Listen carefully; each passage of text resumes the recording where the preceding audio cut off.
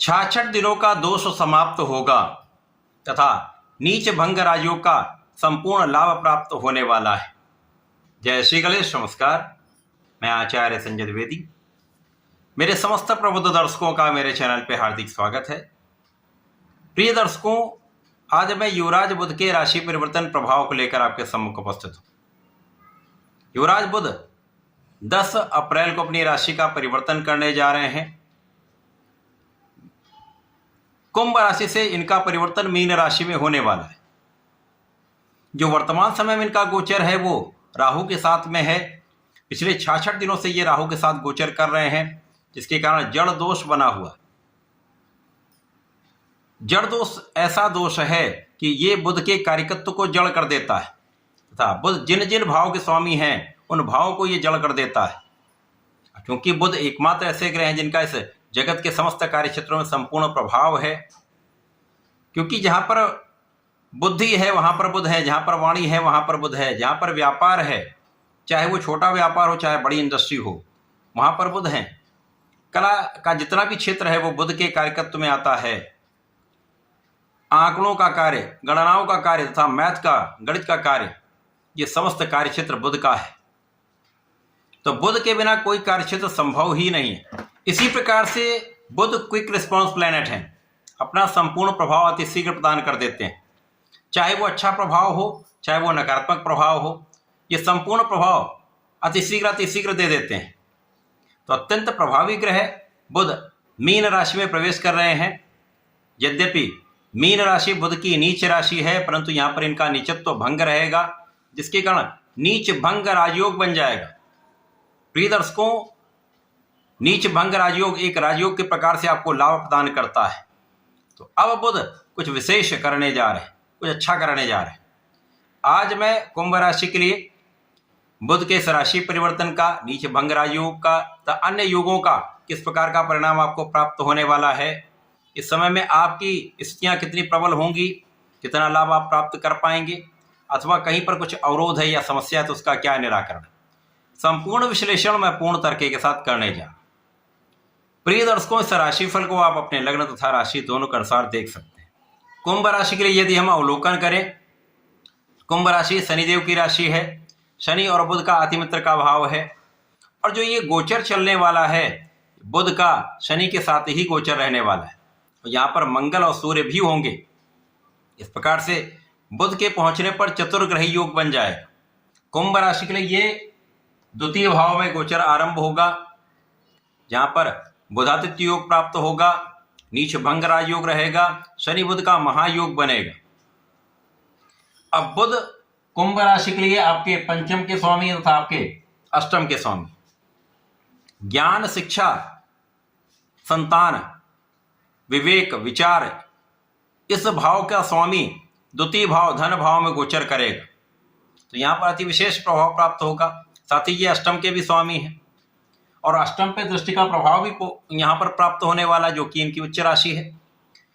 इस प्रकार से इस समय में कुंभ राशि के जातकों के जीवन में कुछ अचानक प्रगति का योग बनने वाला है, अचानक ही लाभ का योग बनने वाला है, अचानक ही धन वृद्धि का योग बनने वाला है। इस समय में आपकी जो वाणी का प्रभाव कुछ दूषित हो रहा था, वो दूषित प्रभाव समाप्त होगा।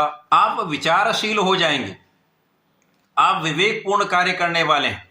इसी प्रकार से आपके ज्ञान का भाव प्रबल होने लगेगा। अभी तक जो आपके मन में कुछ भ्रम था, कुछ डर था, जो भटकाव था, वो दूर होने लगेगा। आपका आत्मबल बहुत अच्छा रहेगा, आप महापराक्रमी हो जाएंगे, और पराक्रम का संपूर्ण लाभ आप लेने वाले हैं, क्योंकि आपके बुद्धि बल का विशेष प्रभाव आप लेने वाले हैं। अब जब बुद्धि बल विशेष होता है तो आप अपनी ऊर्जा को सही दिशा में लगाकर संपूर्ण लाभ लेते हैं। तो इस समय आप अपनी ऊर्जा का सही उपयोग करने वाले। तो चाहे आप शिक्षा ले रहे हैं तो वहां पर आपको सफलता मिलेगी। यदि आप प्रतियोगिता परीक्षा की तैयारी कर रहे हैं, नौकरी के लिए प्रयास कर रहे हैं, तो यहाँ पर आपका कार्य सिद्ध होने वाला है। विशेष रूप से सरकारी नौकरी के प्रयास में जो जातक लगे हैं, प्रशासनिक सेवाओं की तैयारी में लगे हैं, उनके लिए अच्छा अवसर यहाँ पर प्राप्त हो रहा है। इस समय में ज्ञान का विस्तार हो रहा है, आपका आत्मबल भी अच्छा है, आप फोकस्ड भी होंगे। तो इस समय का सदुपयोग करके आप लाभ ले पाए। जैसे जैसे ये गोचर आगे बढ़ेगा, बुध के बल में वृद्धि होगी, और शासन प्रशासन से आप लाभ ले पाएंगे, सरकारी सेवाओं से आप लाभ ले पाएंगे। ये सरकारी नौकरी कर रहे हैं तो निश्चित रूप से यहाँ पर प्रगति का अवसर मिलेगा, अच्छा लाभ आप प्राप्त कर सकते हैं, अच्छा इंक्रीमेंट आपको मिल सकता है। इस समय में अचानक ही कुछ ऐसी परिस्थितियां बन रही हैं जो आपके भूमि भवन वाहन से आपको लाभ मिल जाए, या पैतृक संपत्ति से अचानक धन प्राप्ति हो जाए, पिता के सहयोग से अचानक धन प्राप्ति हो जाए, परिवार के सहयोग से अचानक धन प्राप्ति हो जाए, तो ये आपके अत्यंत लाभदायी समय है। केवल यहां पर आपको अपने वाणी पर, अपने क्रोध पर नियंत्रण रखना है। इसी प्रकार से इस समय में जब आप विचारशील रहकर कार्य करते हैं, विवेकपूर्ण निर्णय लेते हैं, तो निर्णय भी सही होते हैं, निर्णय की सकारात्मकता होती है, तो भटकाव दूर हो जाता है, तो आपका कार्यक्षेत्र भी पहले से अधिक अच्छा हो जाएगा।